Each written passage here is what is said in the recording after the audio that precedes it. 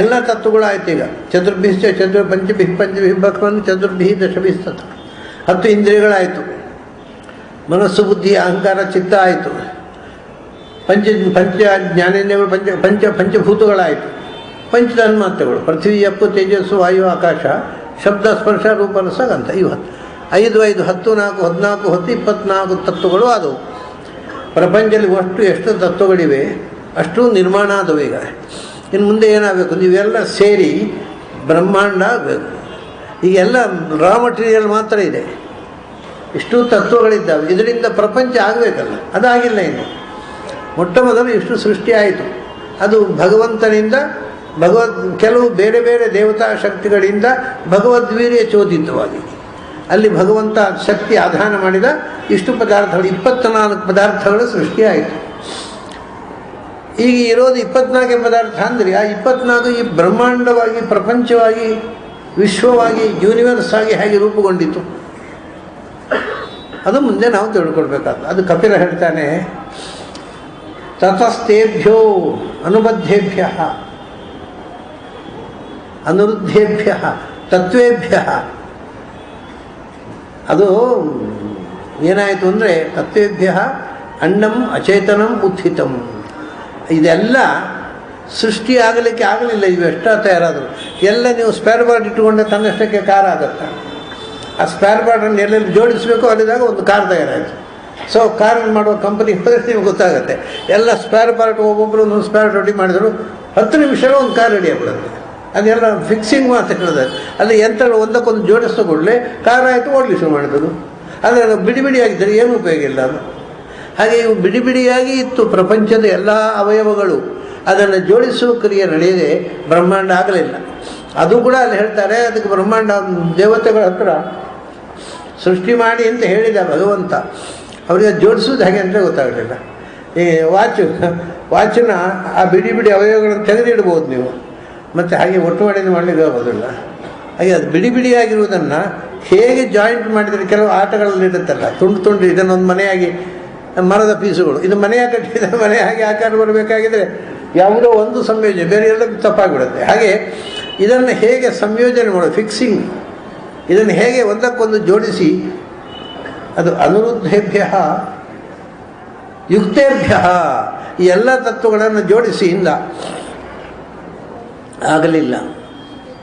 ಕಡೆಗೆ ಭಗವದ್ವೀರ್ಯ ಚೋದಿತ, ಅದರಲ್ಲಿ ಕೂಡ ಭಗವಂತ ಅವರೊಳಗೆ ಪ್ರವೇಶ ಮಾಡಿ ನಿಮಗೆ ಮಾಡುವ ಶಕ್ತಿ ಕೊಟ್ಟಿದ್ದೇನೆ ಮಾಡಿ ಅಂತ.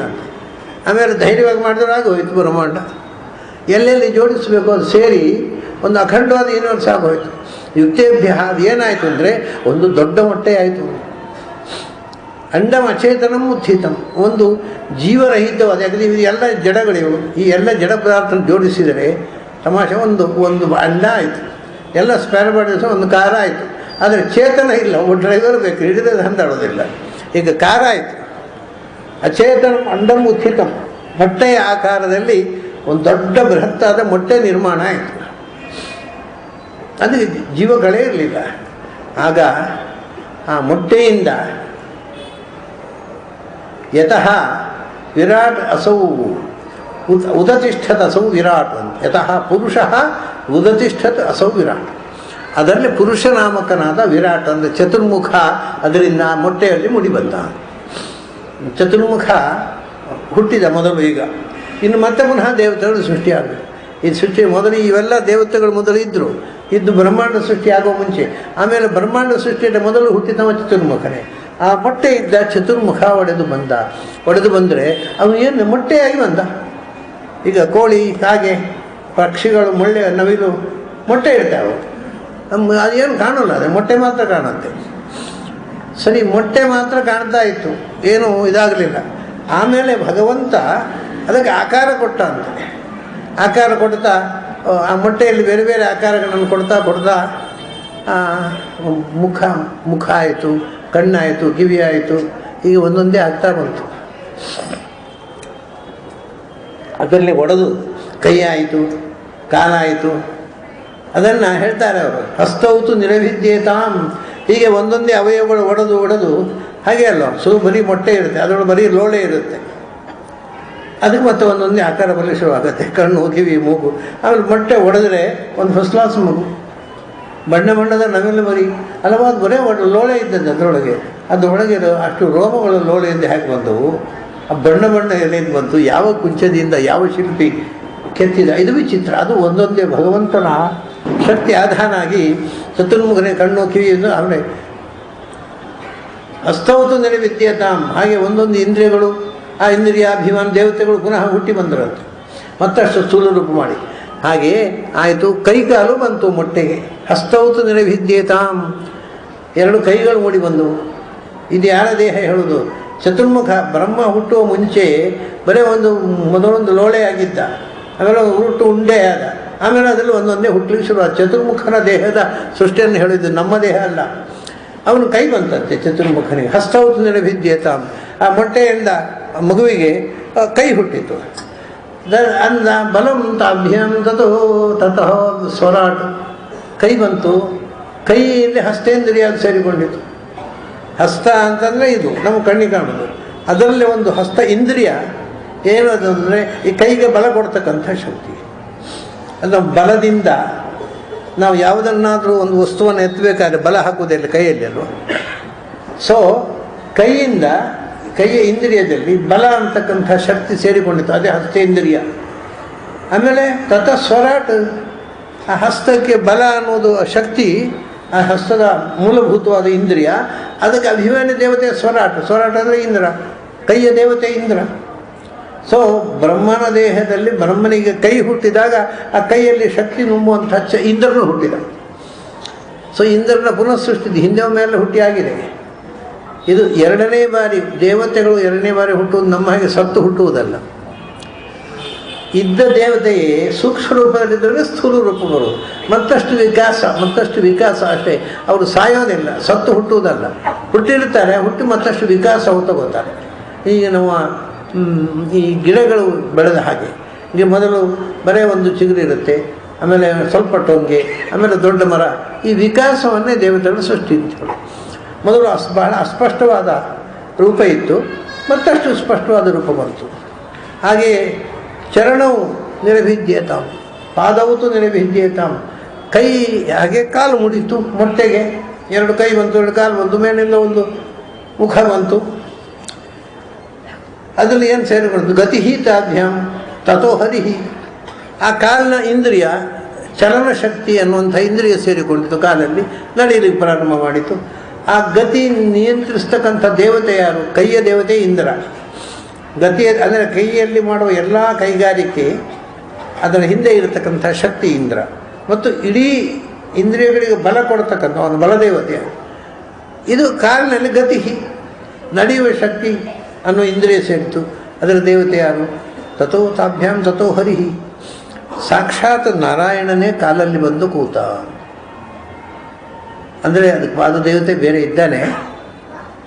ಇವರು ಇದು ಮುಖ್ಯವಾಗಿ ಕಾಲಿನ ದೇವತೆ. ನಾನು ಮೊನ್ನೆ ಹೇಳಿದ್ದೆ, ಯಜ್ಞ ಅಂತ ಇಂದ್ರನ ಮಗ ಅವನು. ಯಜ್ಞ ಅನ್ನೋವನು ಕಾಲಿನ ದೇವತೆ. ಯಜ್ಞನಲ್ಲಿ ಭಗವಂತ ಸ್ವತಃ ಕೂತ ಉಪೇಂದ್ರನಾಗಿ. ಅಂದರೆ ಭಗವಂತ ಯಾಕೆಂದರೆ ಇಡೀ ಪದ್ಭ್ಯಾಂ ಶೂದ್ರೋ ಜಾಯತ, ಇಡೀ ದೇಹವನ್ನು ಧರಿಸ್ತಕ್ಕಂಥ ಶಕ್ತಿ ಯಾವುದು ಅಂದರೆ ಅದು ಶೂದ್ರ ಶಕ್ತಿ. ಇಡೀ ಪ್ರಪಂಚವನ್ನು ಧಾರಣೆ ಮಾಡಿದ್ದು ಬ್ರಾಹ್ಮಣರಲ್ಲ, ಕ್ಷತ್ರಿಯರಲ್ಲ, ವೈಶ್ಯರಲ್ಲ, ಶೂದ್ರರು. ಅದು ಇಡೀ ಯೂನಿವರ್ಸ್, ವಿಶ್ವದ. ಯಾಕೆಂದರೆ ಇಡೀ ಪ್ರಪಂಚಕ್ಕೆ ಬೇಕಾಗಿರತಕ್ಕಂಥ ಸರ್ವೀಸು, ಆಹಾರ, ಅನ್ನದ ಎಲ್ಲ ಕೊಟ್ಟವರು ಅವರು. ಅದರಿಂದ ಇಡೀ ದೇಹದಲ್ಲಿ ಮುಖ್ಯ ಭಾಗ ಯಾವುದು ಅಂದರೆ ಕಾಲು. ಅಂದರೆ ಇಡೀ ದೇಹವನ್ನು ಹೊತ್ತುಕೊಂಡದ್ದು. ಕಾಲು ಕುಸಿಯಿತು ಅಂದರೆ ಇವನು ಕೈ ಇದ್ದೇನು ಉಪಯೋಗ, ತಲೆ ಇದ್ದೇನು ಉಪಯೋಗ? ಅಂದ ತದ್ಭ್ಯಾಂಗ ಶೂದ್ರೋಜಾಯತಾನ್. ಇಡೀ ಸಮಾಜವನ್ನು ಧಾರಣ ಶಕ್ತಿ ಯಾವುದು ಅಂದರೆ ಅದು ಶೂದ್ರ ಶಕ್ತಿ. ಅದು ಧಾರಣೆ ಆದರೆ ಅದರ ಮೇಲೆ ಮತ್ತೆ ಜಪ ಮಾಡಿ, ಅನುಷ್ಠಾನ ಮಾಡಿ ಏನೋ ಜ್ಞಾನ ಸಂಪಾದನೆ ಮಾಡುವುದು. ಧಾರಣೆ ದೇಹವನ್ನು ಎತ್ತಿ ಹಿಡಿದಂಥ ಹಾಗೆ ಪಾದ ಅನ್ನೋದು ಇಡೀ ದೇಹವನ್ನು ಧಾರಣೆ ಮಾಡತಕ್ಕ ಶಕ್ತಿ. ಇಡೀ ದೇಹವನ್ನು ಧಾರಣೆ ಮಾಡತಕ್ಕಂಥ ಅಲ್ಲಿ ಇರತಕ್ಕ ಶಕ್ತಿ ಬರೀ ಯಜ್ಞ ಆದರೆ ಸಾಕಾಗೋಲ್ಲ. ಯಾಕೆಂದರೆ ಮೇಲೆ ಬಹಳ ದೊಡ್ಡ ದೊಡ್ಡ ದೇವತೆ, ಅವನ ಅಪ್ಪನೇ ಮೇಲೆ ಇದ್ದಾನೆ, ಅವನ್ನೆಲ್ಲ ಎತ್ತಿಕೊಂಡು ಇವನು ಧಾರಣೆ ಮಾಡಬೇಕಲ್ಲ. ಅದನ್ನ ಯಜ್ಞನಾಮಕ ದೇವತೆಗೆ ಪಾದದಲ್ಲಿದ್ದು ಇಡೀ ದೇಹವನ್ನು ಧಾರಣೆ ಮಾಡುವ ಶಕ್ತಿ ಇಲ್ಲ. ಬರೇ ಗತಿಗೆ ದೇವತೆ ಅವನು. ಕಾಲು ಚಲನೆ ಮಾಡೋದಕ್ಕೆ ಮಾತ್ರ ಅವನ ಕ್ರಿಯೆ. ಇಡೀ ದೇಹ ಧಾರಣೆ ಕಾಲಿನಲ್ಲಿದೆ. ಆದ್ದರಿಂದ ಕಾಲು ಇಡೀ ದೇಹದಲ್ಲಿ ಬಹಳ ಮುಖ್ಯವಾದ ಅಂಗ. ಯಾಕಂದರೆ ಇಡೀ ದೇಹದ ನಿಲುವು ಸ್ಥಿತಿ ಕಾಲಿನಲ್ಲಿದೆ. ಕಾಲಿನ ಗತಿ ಬೇರೆ, ಕಾಲಿನ ಸ್ಥಿತಿ ಇದ್ದರೆ ತಾನೇ ಗತಿ. ಕಾಲಿನ ಸ್ಥಿತಿ ಅದನ್ನು ಇಡೀ ದೇಹದ ಸಮಸ್ತ ದೇವತಾ ಶಕ್ತಿಯನ್ನು, ಇಡೀ ದೇಹದ ಸಮಸ್ತ ಅವಯವಗಳನ್ನು ಹೊತ್ತುಕೊಂಡು ಸ್ವತಃ ಭಗವಂತನೇ ಇದ್ದಾನೆ. ಅವನು ಮೊದಲು ಪ್ರವೇಶ ಮಾಡಿದ್ದೇ ಕಾಲಿನಿಂದ ಭಗವಂತ ದೇಹವನ್ನು ಪ್ರವೇಶ ಮಾಡಿದ್ದು. ಆದ್ದರಿಂದ ಪ್ರಪದ ಅಂತ, ಪ್ರಪದ್ಯತೆ. ಭಗವಂತ ಯಾವ ರೂಪದಿಂದ ಪ್ರಪದನ ಅಂದರೆ ಪ್ರವೇಶ ಮಾಡಿದನೋ ಆ ಭಾಗಕ್ಕೆ ಪ್ರಪದ ಅಂತ. ಪಾದಾಗ್ರೈ ತುದಿಗಾಲನ್ನು ಇವತ್ತು ಸಂಸ್ಥೆ ಪ್ರಪದ ಅಂತಾರೆ. ತಸ್ಮಾತ್ ಪ್ರಪದೇ ಇತ್ಯಾಚಕ್ಷತೆ, ತಸ್ಮಾತ್ ಪ್ರಪದೇ ಇತ್ಯಾಚಕ್ಷತೆ. ಖರಾಹ ಇತ್ಯನ್ಯ ಅಂದರೆ ಪಶುಗಳಿಗೆಲ್ಲ ಖರ ಅಂತ ಹೇಳ್ತೇವೆ. ಕಾರಿನ ಗೊರಸು, ಖುರ ಕ್ಷುಪ ಅಂತೆಲ್ಲ ಹೇಳ್ತೇವೆ. ಆದರೆ ಪ್ರಪದ ಅಂತ ಯಾಕಂದರೆ ಮನುಷ್ಯ ದೇಹದ ಧಾರಣೆಗೋಸ್ಕರ ಭಗವಂತ ಪಾದಾಗ್ರದಿಂದ ದೇಹದ ಒಳಗೆ ಪ್ರವೇಶ ಮಾಡಿದ. ಅದನ್ನು ಮುಖ್ಯ ಅಂತ ಹೇಳಿಕೊಂಡು ತಥೋ ಹರಿಹಿ ಅಂತ ಭಗವಂತನೇ ಕಾಲಿನಲ್ಲಿ ಕೂತ. ಈ ವಿಷಯ ಕೆಲವರಿಗೆ ಬಹಳ ಕೋಪ. ನನಗೊಬ್ಬರು ಹೇಳಿದರು, ಅದೆಲ್ಲ ನಾನು ಪುರುಷ ಸೂಕ್ತ ಸಂಬಂಧಿ, ಅದು ಪದ್ಭ್ಯಾಂ ಶೂದ್ರೋಜಾಯತ ಅಂತ ಒಂದು ಚೆನ್ನಾಗಿಲ್ಲ, ಅದು ಕೊಡೋದು ಕರೆಕ್ಷನ್ ಮಾಡಬೇಕು. ಸ್ವಾಮಿ, ನಿಮಗೆ ಅರ್ಥ ಆಗದೆ ಅಂದರೆ ಯಾರೇನು ಮಾಡಬೇಕು? ಉಪನಿಷತ್ತು ಅರ್ಥ ಆಗಿದೆ, ಅದ್ರ ಬಗ್ಗೆ ಕಮೆಂಟ್ ಆದರೂ ಮಾಡಬೇಡಿ. ಗೊತ್ತಿಲ್ಲದೆ ಇದ್ದರ ಬಗ್ಗೆ ಭಗವಾನ್ ಹಾಗೆ ಮಾತಾಡ್ಲಿಕ್ಕೆ ಹೋಗಬೇಡಿ. ನೀವು ಗೊತ್ತಿದ್ದದ್ದಷ್ಟು ಮಾತಾಡಿದ್ರೆ ಸುಮ್ಮನೆ ಗೊತ್ತುಕೊಳ್ಳಿ, ಅಧಿಕ ಪ್ರಸಂಗ ಮಾಡಬೇಡಿ ಅಂತ. ಅದು ಅವನು ನಂತರ ಹೇಳೋದು, ಅದು ಒಂದು ಸರಿ ಇಲ್ಲ, ಕರೆಕ್ಷನ್ ಮಾಡಬೇಕು, ಮತ್ತೆಲ್ಲ ಕರೆಕ್ಟ್ ಹೋದು. ಏನು ಸರಿ? ಉಳಿದದ್ದು ಎಷ್ಟು ಅರ್ಥ ಆಗಿದೆ ನಿಮಗೆ ಬರೋಣ ಸೂಕ್ತ? ಯಾವುದೂ ಅರ್ಥ ಆಗಲಿಲ್ಲ ದೇವೋದಯದಿಂದ. ಇದಕ್ಕೆ ನಿಮಗೆ ಅರ್ಥ ತಿಳಿಯದೆ ಮಾತಾಡಬೇಡಿ. ನಿಜವಾಗಿ ನೋಡಿ ಎಷ್ಟು ಮಹತ್ವದ್ದಿದು. ಇದು ಪಾದದಲ್ಲಿ ಶೂದ್ರ ಪಾದದಲ್ಲಿದ್ದಾನೆ, ಸಮಾಜದಲ್ಲಿ ಪಾದಸ್ಥಾನದಲ್ಲಿದ್ದಾನೆ, ಭಗವಂತ ಪಾದದಲ್ಲಿದ್ದಾನೆ. ಅಂದರೆ ಭಗವಂತನು ಇನ್ಸಲ್ಟ್ ಆಗಲಿಲ್ವ? ಇವರು ಕಾಲು ಶೂದ್ರ ಅಂತ ಹೇಳಿ ಇನ್ಸಲ್ಟ್ ಆಯ್ತಂತೆ. ಭಗವಂತ ಕಾಲಿನಲ್ಲಿದ್ದಾನೆ ಅಂತ ಹೇಳಿ ಇನ್ಸಲ್ಟ್ ಮಾಡಲಿಕ್ಕೆ ಆಗಲಿಲ್ಲ ಹರಿಗೆ? ಅದು ಇನ್ಸಲ್ಟ್ ಅಲ್ಲ, ಅದು ಇಡೀ ಸಸ್ಟೈನಿಂಗ್ ಫೋರ್ಸು. ಇಡೀ ಸೊಸೈಟಿ ಅನ್ನೋದು ಶುದ್ರ ಶಕ್ತಿಯಿಂದ ನಿಂತಿದೆ, ಬ್ರಾಹ್ಮಣದಿಂದ ನಿಂತದ್ದಲ್ಲ. ಬ್ರಾಹ್ಮಣ ಶಕ್ತಿ ಅನ್ನೋದು ಅದರ ಮೇಲೆ ಅಭಿವೃದ್ಧಿಗೋಸ್ಕರ ಇರುವಂಥದ್ದು. ಮತ್ತು ಅದರಿಂದಲೇ ಬ್ರಾಹ್ಮಣನ ಸಂಖ್ಯೆಯೂ ಕೂಡ ಯಾವ ಕಾಲದಲ್ಲೂ ಕಮ್ಮಿ. ನಾವು ಡೆಮೋಕ್ರಸಿಯಲ್ಲಿ ಬ್ರಾಹ್ಮಣಿಗೆ ಸ್ಥಾನವೇ ಇಲ್ಲ, ಯಾಕಂದರೆ ಮೆಜಾರಿಟಿ ಏನು ಕೆಲಸ ಮಾಡುತ್ತೆ. ನೀವು ಮೈನಾರಿಟಿ ಕಮ್ಯುನಿಟಿ, ನಿಮಗೆ ಯಾವ ಸೌಕರ್ಯ ಇಲ್ಲ, ಹೋಗಿ ನೀವು ಮೈನಾರಿಟಿ ಕಮ್ಯುನಿಟಿ. ಹಾಗೆ ನಿಜವಾಗಿ ಯಾವುದು ಮುಖ್ಯವೋ ಅದು ಪಾದವೇ ಆಗಿರುತ್ತೆ. ಪಾದ ಇದ್ದರೆ ತಾನೆ ಮತ್ತು ತಲೆಗೆ ಕೆಲಸ. ಕಾಲೇ ಇಲ್ಲದೆ ಬಿದ್ದುಕೊಂಡಿರೋ ತಲೆ ಏನು ಕೆಲಸ ಮಾಡುತ್ತೆ? ಅಂದರೆ ಈ ಪಾದಶಕ್ತಿ, ಅದನ್ನು ಈ ಮುಖ್ಯತ್ವವನ್ನು ಅನುಸರಿಸಿ ಅವರು ಇಡೀ ಸರ್ವೀಸು ಇಲ್ಲದೇ ಇದ್ದರೆ ಯಾರ ಕೆಲಸವೂ ನಡೆಯೋಲ್ಲ. ಒಂದು ಯಜ್ಞ ಆಗಬೇಕಾಗಿದ್ದರೆ ಪುರೋಹಿತರು ಬಂದು ಮಂತ್ರ ಹೇಳ್ಯಾರು, ಅದೆಲ್ಲ ಸಾಮಾನ್ಯ ಸಲಕರಣೆ ಬೇಕಲ್ಲ. ಮತ್ತು ಅದನ್ನು ಮಾಡಲಿಕ್ಕೆ ಯಜಮಾನ ಬೇಕಲ್ಲ. ಅದಕ್ಕೆ ಕ್ಷತ್ರಿಯ ಬಂದ, ನಾನು ಅದು ಎಲ್ಲ ಖರ್ಚು ನಾನು ನೋಡ್ತೇನೆ ಸ್ವಾಮಿ, ಅದು ಎಷ್ಟು ದುಡ್ಡಾದ್ರೂ ತೊಂದರೆ ಇಲ್ಲ, ಅದರ ದುಡ್ಡು ನಾನು ಕೊಡ್ತೇನೆ, ನೀವು ಮಾಡಿ ಇಂದ ಪುರೋಹಿತರು ಶುರು ಮಾಡಿದರು. ಆಮೇಲೆ ಅದಕ್ಕೆ ಬೇಕಾದಂಥ ಸಮಿತಿಗಳು, ಹಾಲು ಗೀಲು ಎಲ್ಲ ಬರಬೇಕಲ್ಲ. ಅದನ್ನು ವೈಶ್ಯರು ತಯಾರು ಮಾಡಿದರು. ಅದು ತಯಾರು ಮಾಡಿದ್ದನ್ನೆಲ್ಲ ಒದಗಿಸಿದವರು ಶೂದ್ರರು. ಸೊ ಒಂದು ಯಜ್ಞ ಆಗಬೇಕಾಗಿದ್ದರೆ ನೀವು ಶೂದ್ರನ್ನು ಮೈನಸ್ ಮಾಡಿದರೆ ಯಜ್ಞವೇ ಇಲ್ಲ. ಇದು 4 ಸೇರಿದಾಗ ಒಂದು ಯಜ್ಞ.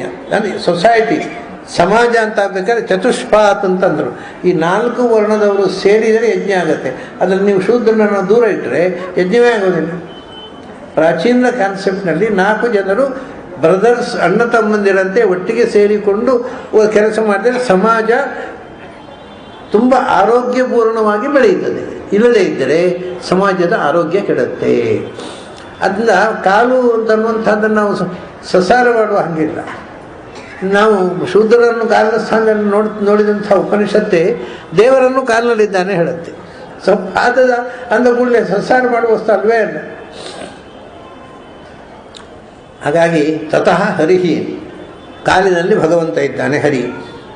ಸರಿ ಆಯಿತು. ಆಮೇಲೆ ಹಾಗೆ ಹೃದಯಂ ಅಥಾಸ್ಯ ಹೃದಯಂ ಭಿನ್ನಂ. ಆಮೇಲೆ ಎಲ್ಲ ಆಯ್ತಲ್ಲ, ಕೈ ಕಾಲು ಎಲ್ಲ ಆಯಿತು, ಮುಖ ಆಯಿತು, ಕಣ್ಣು ಕಿವಿ ಎಲ್ಲ ಆಯಿತು, ಒಂದು ಆಕಾರ ಆಯಿತು. ಆಮೇಲೆ ಒಳಗಿನಿಂದ ಹೃದಯದ ಒಳಗೆ ವಿಭಾಗ ಶುರುವಾಯಿತು. ಇದೆಲ್ಲ ಹೊರಗಿನ ರೂಪ ಪೂರ್ಣ ಆಯಿತು. ಅದರ ಒಳಗಿಂದ ಎಲ್ಲ ಒಳಗಿನ ವ್ಯವಸ್ಥೆ ಆಗಬೇಕಲ್ಲ, ಒಳಗಿನ ಮೆಕ್ಯಾನಿಸಮ್. ಅಥಾಸ್ಯ ಹೃದಯಂ ಭಿನ್ನಂ. ಒಳಗಿನಿಂದ ಹೃದಯ ಅಂತ ಒಂದು ಹಾರ್ಟ್. ಆ ಹಾರ್ಟ್ ಮತ್ತೆ ವಿಭಾಗಗೊಂಡು ಮನಸ್ಸು, ಹೃದಯಾದ ಉಚಿತಂ ಮನಃ, ಅದರಲ್ಲಿ ಮನಸ್ಸು ಅಂತ ಒಂದು ವಿಭಾಗ ನಿರ್ಮಾಣ ಆಯ್ತಂತೆ ಒಳಗೆ. ಮನಸ್ಸು ಅಂತ ಹುಟ್ಟಿತು, ಅದರ ದೇವತೆ ಹುಟ್ಟಬೇಕಲ್ಲ. ಮನಸ್ಸು ಚಂದ್ರಮ ಜಾತಃ, ಚಂದ್ರಮ ಮನಸ್ಸೋ ಜಾತ ಚಕ್ಷುಸ್ಸು ಚಂದ್ರಮ ಜಾತಃ, ಚಂದ್ರ ಹುಟ್ಟಿದ ಮನಸ್ಸಿನಿಂದ. ಹಾಗಾಗಿ ಇವತ್ತಿಗೂ ಕೂಡ ನಮ್ಮ ಮನಸ್ಸನ್ನು ನಿಯಂತ್ರಿಸ್ತಕ್ಕಂಥ ಶಕ್ತಿಗಳಲ್ಲಿ ಚಂದ್ರಶಕ್ತಿ ಒಂದು. ಸಾಮಾನ್ಯ ಮನೋರೋಗಿಗಳಿರ್ತಾರಲ್ಲ, ಸೈಕಿಕ್, ಅವರು ಪರೀಕ್ಷೆ ಮಾಡಿ ಅವರು ಆ ಸೈಕಿಕ್ಗಳಲ್ಲಿ ಒಂದು ವ್ಯತ್ಯಾಸ ಕಾಣುತ್ತೆ. ಹುಣ್ಣಿಮೆ ಹತ್ತಿರ ಆದಾಗ ಅವ್ರ ಮಾತುಕತೆಯೇ ಬೇರೆ ಆಗಲಿ ಶುರು ಮಾಡುತ್ತೆ. ಏನೇನೋ ಮಾತಾಡಿ ಸೈಲೆಂಟ್ ಆಗಿರ್ತಾರೆ ಕೆಲವು ಮನೋರೋಗಿಗಳು. ಹುಣ್ಣಿಮೆ ಬಂದ ಕೂಡಲೇ ಮಾತು ಜಾಸ್ತಿ ಆಗಿಬಿಡುತ್ತೆ. ಅಂದರೆ ಚಂದ್ರ ಪೂರ್ಣ ಚಂದ್ರ ಹೊರಗೆ ಬಂದಾಗ ಇವರದ್ದು ಕಾಯಿಲೆ ಪೂರ ಹೊರಗೆ ಬರ್ತದೆ. ಹಾಗೆ ಆ ಚಂದ್ರನ ಏರಿಳಿತಗಳಿಂದ ಮನೋರೋಗಿಗಳ ಮನಸ್ಸಿನ ಏರಿಳಿತವನ್ನು ನಾವು ಅಬ್ಸರ್ವ್ ಮಾಡಲಿಕ್ಕೆ ಬರುತ್ತೆ. ಹಾಗಾಗಿ ಅದನ್ನು ಅಬ್ಸರ್ವ್ ಮಾಡಿ, ಓಹೋ, ಈ ಮನಸ್ಸಿನ ನಿಯಂತ್ರಣ ಚಂದ್ರನಿಗೆ ಸೇರಿದ್ದು ಅಂತ. ಒಂದು ಮುಖ, ಚಂದ್ರ ಒಬ್ಬನೇ ಅಲ್ಲ, ಚಂದ್ರ ಮನಸ್ಸಿನ ದೇವತೆ. ಆಮೇಲೆ ಮನಸ್ಸಶ್ಚಂದ್ರಮ ಜಾತಃ, ಆಮೇಲೆ ಬುದ್ಧಿ ಗಿರಾಂಬತಿ. ಆಮೇಲೆ ಮತ್ತೊಂದು ಫ್ಯಾಕಲ್ಟಿ ಒಳಗಿಂದ ಬಂತು, ಮನಸ್ಸು ಬಂತು, ಹೃದಯದೊಳಗೆ ಒಡೆದು ಇನ್ನೊಂದು ಇಂದ್ರಿಯ ಬಂತು, ಅದು ಬುದ್ಧಿ. ಅದೇ ವಿವರಗಳೆಲ್ಲ ಹಿಂದೆ ನೋಡಿದ್ದೇವೆ. ಮನಸ್ಸು ಅಂದರೆ ಏನು, ಬುದ್ಧಿ ಅಂದರೆ ಏನು. ಇದು ಬ್ರಹ್ಮನ ಶರೀರ ಹೇಗೆ ರೂಪುಗೊಂಡಿತು ಅಂತ ಹೇಳೋದು. ಬುದ್ಧಿ ಹುಟ್ಟಿತು. ಬುದ್ಧಿಯ ಅಭಿಮಾನಿ ದೇವತೆ ಯಾರು? ಗಿರಾಂಪತಿ ಬೃಹಸ್ಪತ್ಯಾಚಾರ್ಯರು. ಅವರು ಮಹಾಬುದ್ಧಿವಂತ, ಆದ್ದರಿಂದ ಗುರುಗಳಾದ ದೇವತೆ ಗುರುಗಳು. ಅದನ್ನ ಮನಸ್ಸು, ನಮ್ಮ ಬುದ್ಧಿಯ ದೇವತೆ ನಿಯಾಮಕ ಶಕ್ತಿ ಬೃಹಸ್ಪತ್ಯಾಚಾರ್ಯ. ಇದು ಒಂದು. ಬುದ್ಧಿ ಅಂದರೆ ಉಮಾ ಅಂತ ಅನ್ನೋದು ಇದೆ. ಬುದ್ಧಿಗೆ ತುಂಬ ದೇವತೆಗಳಿದ್ದಾರೆ. ಇದು ಒಂದು ಮುಖ ಇದೆ. ಬೃಹಸ್ಪತಿ ಹುಟ್ಟಿದ, ಬುದ್ಧೇ ಉಮಾಪತಿ. ಆಮೇಲೆ ಅಹಂಕಾರಸ್ತೋ ರುದ್ರ. ಆಮೇಲೆ ಇನ್ನೊಂದು ಅಹಂಕಾರ ಅನ್ನೋದೊಂದು ಫ್ಯಾಕಲ್ಟಿ ಹುಟ್ಟಿತು ಒಳಗೆ. ರುದ್ರ ಹುಟ್ಟಿದ, ಶಿವನ ಆವಿರ್ಭಾವ ಆಯಿತು ಅಹಂಕಾರ ದೇವತೆಯಾಗಿ. ಆಮೇಲೆ ಚಿತ್ತಂ ಚೈತ್ಯಸ್ತೋ ಹೋತು. ಆಮೇಲೆ ಒಳಗಿಂದ ಚಿತ್ತ ಅಂತ ಇನ್ನೊಂದಿದೆ. ಹೀಗೆ ಒಳಗಿನಿಂದ ಹೃದಯದ ಒಳಗೆ 4 ಬೇರೆ ಬೇರೆ ಫ್ಯಾಕಲ್ಟಿಗಳು ಆಯಿತು. ಮನಸ್ಸು, ಬುದ್ಧಿ, ಅಹಂಕಾರ, ಚಿತ್ತ. ಚಿತ್ತದ ದೇವತೆ ಯಾರು? ಬ್ರಹ್ಮ ಹುಟ್ಟಿದ ಅಂತಾರೆ ನೋಡಿ.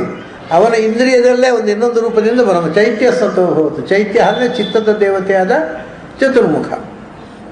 ಹೀಗೆ ಎಲ್ಲ ಆಗಿ ಬ್ರಹ್ಮನ ಶರೀರ ನಿಷ್ಪತ್ತಿ ಆಯಿತು.